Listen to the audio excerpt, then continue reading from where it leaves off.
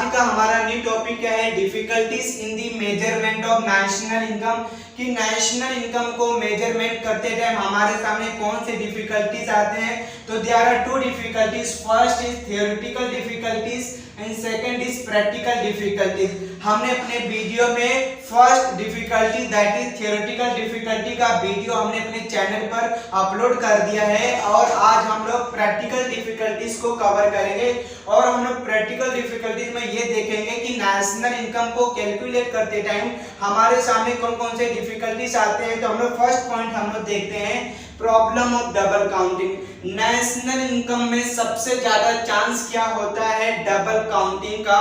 क्योंकि जब हमारी इंडियन गवर्नमेंट नेशनल इनकम को कैलकुलेट करती है तो उनके सामने सबसे बड़ी परेशानी, सबसे ज्यादा डिफिकल्टीज क्या आता है, problem of double counting.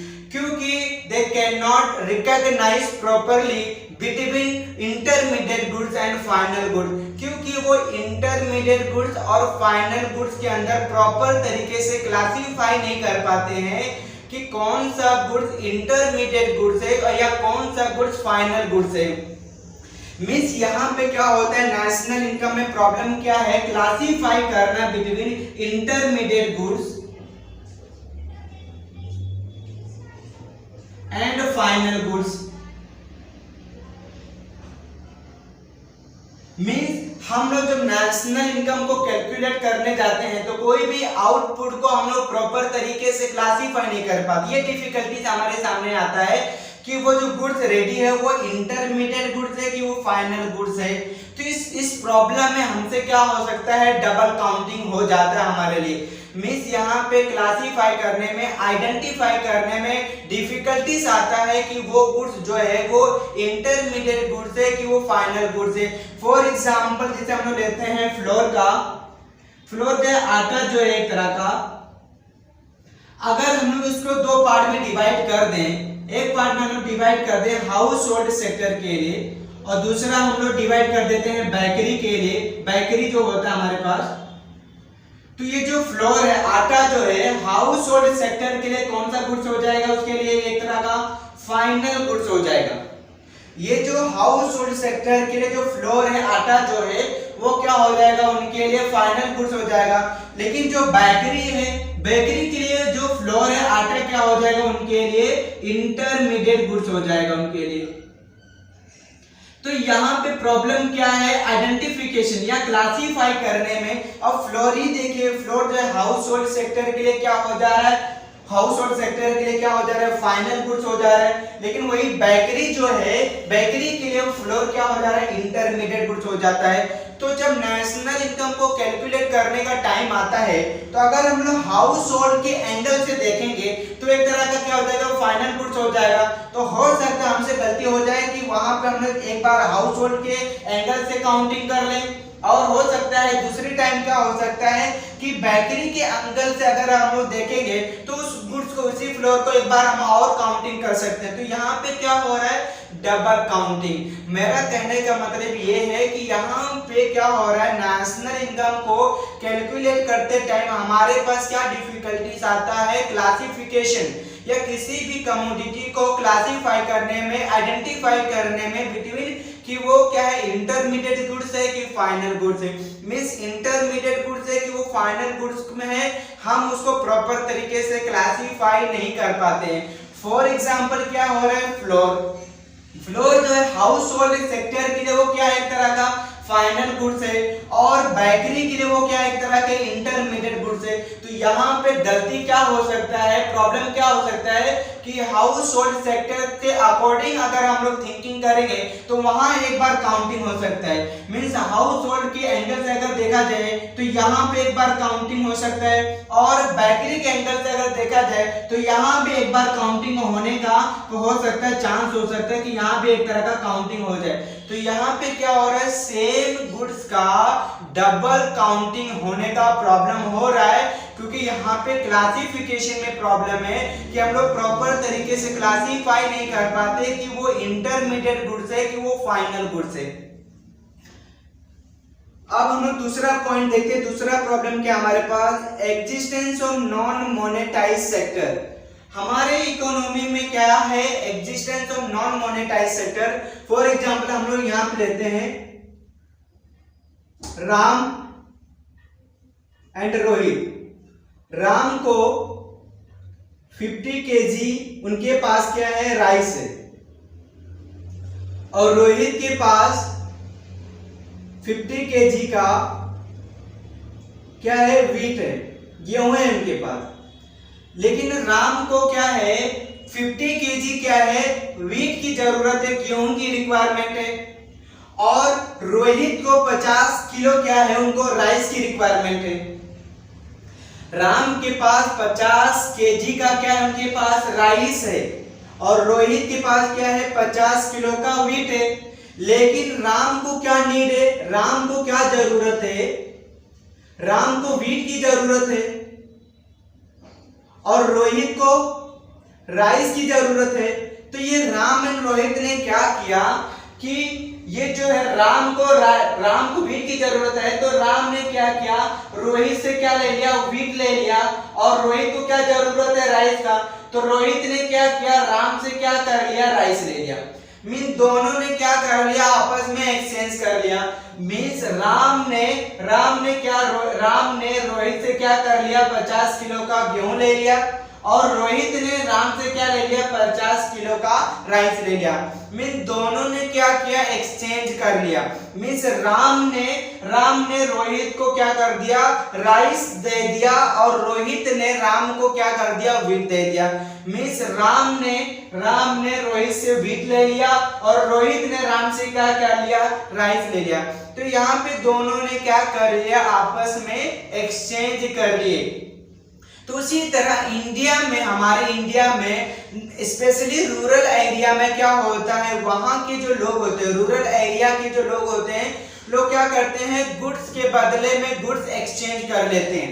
Means क्या करते हैं लोग, गुड्स के बदले में गुड्स का एक्सचेंज कर लेते हैं, गुड्स के बदले में गुड्स का एक्सचेंज हो जाता है। तो यहाँ पे क्या हो रहा है, मनी का इन्वॉल्वमेंट हो रहा है क्या, मॉनेटरी टर्म का इन्वॉल्वमेंट हो रहा है क्या, यहाँ पे तो गुड्स के बदले में गुड्स का एक्सचेंज हो रहा है, मनी का इन्वॉल्वमेंट नहीं हो रहा है। तो आप सोचिए, आप कैसे नेशनल इनकम को मेजरमेंट करेंगे, जब यहाँ पे हम लोग हमारा नेशनल इनकम किस में एक्सप्रेस करते हैं, हम लोग मॉनेटरी टर्म में बात करते हैं, हम लोग मनी में बात करते हैं। यहाँ पे तो मनी की बात ही नहीं हो रही है, यहाँ तो गुड्स के बदले में गुड्स एक्सचेंज हो रहा है। तो आप कैसे मेजरमेंट करेंगे, आप कैसे कैलकुलेट करेंगे हमारे नेशनल इनकम को, क्योंकि अगर इन दोनों के बीच में, राम एंड रोहित के बीच में अगर मॉनेटरी के बीच में एक्सचेंज हुआ होता कि राम जो कुछ पैसा रोहित को देता और रोहित कुछ पैसा राम को देता और गुड्स का एक्सचेंज करता, तो हम प्रॉपर तरीके से क्या कर सकते थे,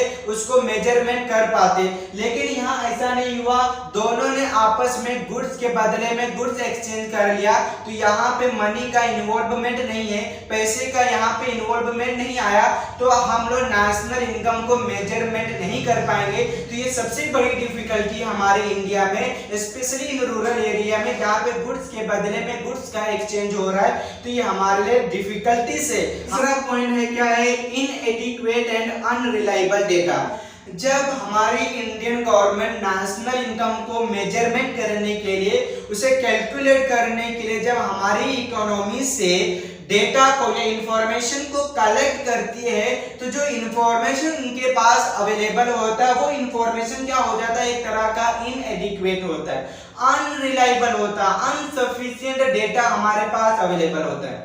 मीन जब नेशनल इनकम को हम लोग मेजरमेंट करने जाते हैं, तो हमारे पास जो डेटा, जो हमारे पास इंफॉर्मेशन हम लोग कलेक्ट करते हैं, वो इंफॉर्मेशन कैसा रहता है, इनएडिक्वेट रहता है, मींस इनसफिशिएंट डेटा हमारे पास आता है। तो अगर आपके पास इंफॉर्मेशन क्या है, इनएडिक्वेट है, अनरिलायबल डेटा है, तो आप कैसे नेशनल इनकम को मेजरमेंट कर पाएंगे। अगर आपके पास इंफॉर्मेशन जो कलेक्ट हुआ है वो इंफॉर्मेशन क्या है, करेक्ट है नहीं, वो इंफॉर्मेशन रॉन्ग आया है, या जो इंफॉर्मेशन कलेक्ट हुआ है वो इनएडिक्वेट है, इनसफिशिएंट डेटा हमारे पास अवेलेबल है। तो इनसफिशिएंट डेटा होने की वजह से हम लोग प्रॉपर तरीके से नेशनल इनकम को मेजरमेंट नहीं कर पाएंगे। तो क्योंकि नेशनल इनकम को मेजरमेंट करना है तो हमारे पास जो डेटा, हमारे पास जो इंफॉर्मेशन आना चाहिए वो इंफॉर्मेशन क्या होना चाहिए, एडिक्वेट होना चाहिए, सफिशिएंट डेटा होना चाहिए, प्रॉपर डेटा होना चाहिए, तभी हम लोग क्या कर सकते हैं, नेशनल इनकम को प्रॉपर तरीके से मेजरमेंट कर पाएंगे। फोर्थ पॉइंट क्या है, डेप्रिसिएशन। हमको मालूम है कि हम लोग डेप्रिसिएशन चार्ज करते हैं फिक्स्ड एसेट पे। फिक्स्ड एसेट जैसे कि लैंड हुआ, बिल्डिंग हुआ, प्लांट एंड मशीनरी हुआ, मशीन हुआ, फर्नीचर हुआ, तो हम लोग क्या करते हैं, इस पे क्या करते हैं, डेप्रिसिएशन चार्ज करते हैं। डेप्रिसिएशन का जो चार्जेस रेट है, परसेंटेज है, वो यूनिफॉर्म में नहीं है, मींस क्या स्टैंडर्ड रेट नहीं कि इसी के रेट में हम लोग डेप्रिसिएशन को चार्ज करेंगे। तो यहाँ पे प्रॉब्लम क्या आ रहा है, कोई 2% से क्या होता है डेप्रिसिएशन को चार्ज कर रहा है, कोई क्या कर रहा है 10% से डेप्रिसिएशन को चार्ज कर रहा है, कोई 20% से डेप्रिसिएशन को चार्ज कर रहा है। तो यहाँ पे देखिए डेप्रिसिएशन चार्ज करने का अलग अलग रेट लोगों ने एडॉप्ट करके रखा है। तो यहाँ पे क्या हो रहा है, यूनिफॉर्म रेट नहीं है डेप्रिसिएशन चार्ज करने के लिए, मींस क्या है, सेम परसेंटेज रेट नहीं है कि जिसे हमारे होल इकोनॉमी में सेम परसेंटेज का के अकॉर्डिंग हम लोग डेप्रिसिएशन चार्ज करें। तो यहाँ पे हर बिजनेसमैन, हर प्रोड्यूसर क्या करे, अपने अपने तरीके से, अपने अपने थिंकिंग के अकॉर्डिंग क्या होता है, डेप्रिसिएशन को चार्ज करता है। मींस हमारे इकोनॉमी में यूनिफॉर्म रेट नहीं है, स्टैंडर्ड रेट नहीं कि उसी परसेंटेज रेट को एडॉप्ट करके हम डेप्रिसिएशन चार्ज करें। करेक्ट नेशनल इनकम हमारे पास नहीं कैलकुलेट हो पाता है क्योंकि डेप्रिसिएशन का जो रेट है वो क्या है, डिफरेंट रेट है, अलग अलग रेट है, कॉमन स्टैंडर्ड रेट नहीं है हमारे पास। जिसके आता है कैपिटल गेन्स एंड लॉसेस। हम जो है capital gain and capital losses कब होता है, जब हमारे पास कोई भी प्रॉपर्टी होता है, जैसे हमारे पास कोई लैंड है, या हमारे पास कोई हाउस होल्ड है, फ्लैट है, या हमारे पास कोई ज्वेलरी है, ये सब किसके अंदर आता है, कैपिटल आता है। तो इनको सेल करने के बाद जो इनकम आता है, तो अगर इनकम आता है, प्रॉफिट आता है, तो हम लोग उसको कैपिटल गेन्स बोलते हैं। अगर उस प्रॉपर्टी को सेल करने के बाद अगर आपको लॉस आता है तो हम उसको कैपिटल लॉसेस बोलते हैं। लेकिन जो है कैपिटल गेन और कैपिटल लॉसेस जो है ये क्या होता है, मार्केट में क्या होता है, इंक्रीज एंड डिक्रीज होता है अकॉर्डिंग उनके मार्केट वैल्यू से। मींस कैपिटल गेन और कैपिटल लॉस क्या होता है, चेंज होता रहता है, कभी इंक्रीज होता है, कभी डिक्रीज होता है मार्केट में, क्योंकि इनके वैल्यू में चेंजेस होता है ड्यू टू डिमांड। तो जो इनके मार्केट वैल्यू में जो चेंजेस आ रहा है, जो कैपिटल गेन कैपिटल लॉसेस आ रहा है, ये करंट इकोनॉमिक एक्टिविटी नहीं रहता है। लैंड है उसकी जो वैल्यू में इंक्रीज आ रहा है, वो जो इंक्रीज उनके वैल्यू में आ रहा है वो सिर्फ करंट ईयर से नहीं आया है, वो तो जो वैल्यू में इंक्रीज आ रहा है वो वैल्यू के जो इंक्रीज होते आ रहे हैं वो तो पास्ट ईयर से होते हुए आ रहा है। तो वो हमारे करंट ईयर इकोनॉमिक एक्टिविटी हुआ क्या, मींस अगर आपको, हम लोग जानते हैं कि इंडिया में जो है हाउस जो है अगर सिटी एरिया में अगर हम लोग परचेस करते हैं तो उसकी वैल्यू कितना ज्यादा रहता है। तो जो वैल्यू इंक्रीज हो रहा है वो करंट ईयर का नहीं है, उस हाउस की जो कीमत है वो कीमत जो इंक्रीज हो रहा है वो तो पास्ट ईयर से होते हुए धीरे धीरे वो तो इंक्रीज हो रहा है। मींस क्या हो रहा है कि पास्ट ईयर से होते हुए उसके क्या हो रहा है, उसके वैल्यू में इंक्रीज होते आ रहा है। तो ये जो कैपिटल गेन और कैपिटल लॉस में जो वैल्यू का इंक्रीज हो रहा है वो करंट ईयर इकोनॉमिक एक्टिविटी नहीं है, करंट ईयर की उसके वैल्यूएशन में चेंज नहीं आ रहा है, वो तो पास्ट ईयर से होते हुए चेंज आ रहा है। इसलिए कैपिटल गेन और कैपिटल लॉसेस को हम लोग नेशनल इनकम के अंदर इंक्लूड नहीं करते हैं। 6 डिफिकल्टीज क्या हमारे पास, illiteracy and ignorance. Means India जैसी कंट्री में, इंडिया हमारी कौन सी इकोनॉमी है, डेवलपिंग इकोनॉमी है। तो डेवलपिंग इकोनॉमी में क्या होता है, जो प्रोड्यूसर हैं, जो बिजनेसमैन हैं, वो क्या है, एक तरह का इलिटरेट है, अनएजुकेटेड है, पढ़े लिखे नहीं है, शिक्षित नहीं है। इसलिए क्या करते हैं वो अपने इकोनॉमी में अपने जो भी कुछ वो प्रोडक्शन करते हैं उनका क्या करते हैं, बुक्स ऑफ अकाउंट्स मेंटेन नहीं करते। मींस बुक्स ऑफ अकाउंट्स जो है बुक्स ऑफ अकाउंट्स मेंटेन नहीं करते हैं। इलिटरेसी एंड इग्नोरेंस, इंडिया जैसी कंट्री में क्या होते हैं, जो स्मॉल फार्मर हैं, जो स्मॉल प्रोड्यूसर हैं, वो क्या करते हैं, अपने बुक्स ऑफ अकाउंट प्रॉपर तरीके से मेंटेन नहीं करते। मींस ये लोग अकाउंट्स को क्या होता है मेंटेन नहीं करते। तो अगर हमारे पास अकाउंट प्रॉपर तरीके से मेंटेन नहीं रहेगा तो हम लोग कैसे अनुमान लगाएंगे कि उस प्रोडक्ट को बनाने में कितना आपको कॉस्ट पड़ा, आपको कितना क्वांटिटी आपने प्रोड्यूस किया, उससे आपको कितना इनकम आ रहा है, आपका कितना एक्सपेंडिचर हुआ, ये क्या हो रहा है, आपको करेक्ट इंफॉर्मेशन नहीं निकल पाएगा। क्यों नहीं निकल पाएगा? क्योंकि उन्होंने क्या किया है, बुक्स ऑफ अकाउंट मेंटेन नहीं किया है, उन्होंने अपना अकाउंट प्रिपेयर रेडी नहीं किया है। तो यहाँ पे क्या हो रहा है, इलिटरेसी होने की वजह से या बुक्स ऑफ अकाउंट मेंटेन ना करने की वजह से हमारे पास जो इंफॉर्मेशन आएगा वो करेक्ट इंफॉर्मेशन नहीं आएगा, रॉन्ग इंफॉर्मेशन आएगा। अगर हम लोग उन्हीं रॉन्ग इंफॉर्मेशन से नेशनल इनकम को मेजरमेंट कर देंगे तो हमारा क्या होगा, नेशनल इनकम भी रॉन्ग आ जाएगा।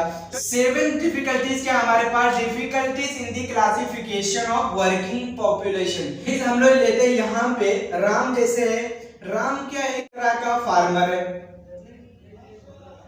राम क्या एक तरह का फार्मर है। तो राम क्या करता है, जब फार्मिंग का खेती का जब टाइम आता है तो खेती करने के टाइम पे क्या करता है, ये अपनी फार्मिंग करता है। लेकिन जब फार्मिंग का सीजन चले जाता है, ऑफ सीजन आता है फार्मिंग का, तो वो क्या करता है, राम क्या करता है, दूसरे जगह सिटी एरिया में जाके, किसी सिटी एरिया में जाके क्या करता है, वहां पे वो क्या करता है, वर्किंग करता है, काम करता है। मीन्स राम क्या है, एक तरह का फार्मर है, किसान है। जब वो फार्मिंग का सीजन चलता है, खेती का जब टाइम चलता है, तो क्या करता है, उस टाइम पे क्या करता है, वो खेती करता है, अनाज उगाता है। लेकिन जब फार्मिंग का सीजन मीन्स उस क्रॉप्स का सीजन चले जाता है, ऑफ सीजन आ जाता है, तो क्या करता है, अपनी उसी एरिया की जो सिटी एरिया है उसमें क्या करता है, किसी कंपनी में क्या करता है, किसी ऑफिस में काम करता है, वर्किंग करता है। तो जब हम लोग नेशनल इनकम को मेजरमेंट करने जाते हैं, तो जब हम लोग राम की इनकम की बात करते हैं तो हम प्रॉपर तरीके से क्लासिफाई नहीं कर पाते कि जो राम के पास इनकम आ रहा है वो कौन से सोर्स से आ रहा है, कि वो फार्मिंग से आ रहा है कि वो जो वर्किंग से कर रहा है, काम करने से जो इसका इनकम आ रहा है। तो या मीन पॉपुलेशन कौन से जॉब से,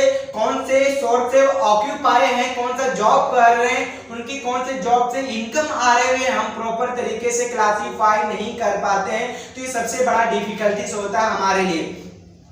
मीन्स क्या हो रहा है कि राम जो है एक तरह का फार्मर है, किसान है, वो क्या करता है, खेती बाड़ी करता है, किसानी का काम करता है। लेकिन जब किसानी का टाइम चले जाता है, ऑफ सीजन आ जाता है, तो क्या करता है, अपने ही गांव के जो सिटी एरिया है, मार्केट एरिया है, वहां पे किसी ऑफिस में या किसी कंपनी में जॉब करता है, वहां पे काम करता है। तो जब हम लोग नेशनल इनकम की कैलकुलेट करने का टाइम आता है तो हम प्रॉपर तरीके से क्लासिफाई नहीं कर पाते हैं कि जो इसका इनकम आ रहा है वो इनकम क्या उसके फार्मिंग से आ रहा है कि जहां पे वो काम कर रहा है वहां से इनकम आ रहा है। तो यहाँ पे हमारे इंडिया जैसी कंट्री में लोग तो दो सेक्टर से, दो जगह से ऑक्यूपाई रहते, दो जगह से उनका इनकम आता है। एक तो उनका खेती से, फार्मिंग से इनकम आ रहा है, दूसरा इनकम किसी जॉब जहां से कर रहा है वहां से इनकम आ रहा है। तो ये हमारे लिए डिफिकल्टी है कि उसको क्लासिफाई करना कि उसका जो इनकम आ रहा है कौन से सोर्स से आ रहा है, फार्मिंग से आ रहा है कि जहां पे जॉब कर रहा है वहां से इनकम आ रहा है। तो सबसे बड़ा डिफिकल्टीज होता है, सबसे बड़ा